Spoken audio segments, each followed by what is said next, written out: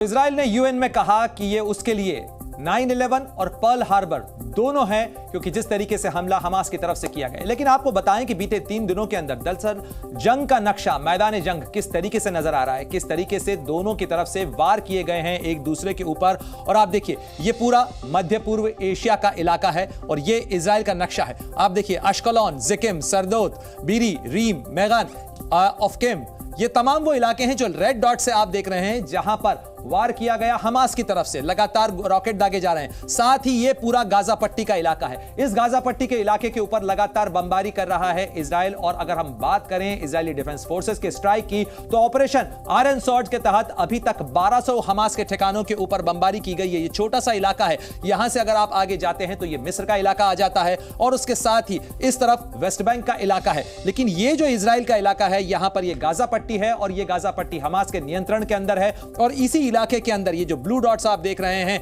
Rafa, Khan Yunus और Gaza city, इस पूरे इलाके के अंदर, गाजा पट्टी के इलाके के अंदर लगातार इजरायली डिफेंस फोर्सेस का ऑपरेशन चल रहा है। लेकिन ये वो इलाके हैं जहां अभी भी कई जगह पे कन्फ्रंटेशन चल रहा है। यानी इन इलाकों को हमास के आतंकियों से मुक्त कराने के लिए इस समय ग्राउंड पर हजारों जो इजराइल के सैनिक हैं वो उतरे हुए हैं। इस समय यहां पर ऑपरेशन चल रहा है जिसे कॉम्बिंग ऑपरेशन कहा जाता है। एक एक घर, एक एक बगीचे, एक एक इलाके की तलाशी ली जा रही है, वहां पर उसे क्लियर किया जा रहा है। तो कुछ इस तरीके से नक्शा नजर आ रहा है। और साथ ही ये 3 तस्वीरें हम आपको दिखा रहे हैं जो मैदान जंग का सूरत हाल बयान करती है।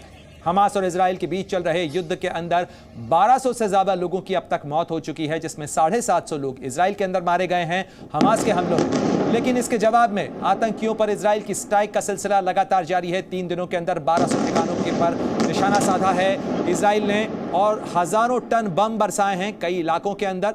और साथ ही इस जंग के अंदर अब अमेरिका ने खुलकर इजराइल का साथ देने का ऐलान किया है। अमेरिका के युद्धपोत को, जो कि विमानवाहक युद्धपोत यूएसएस फोर्ड है, उसे सेंटकॉम की तरफ से आगे बढ़ाया गया है इजराइल की मदद के लिए। और साथ ही जो अमेरिका का सेंटकॉम है वो इजराइल डिफेंस फोर्सेस के साथ में लगातार संपर्क में है। अमेरिका की तरफ से सख्त बयान भी दिया गया।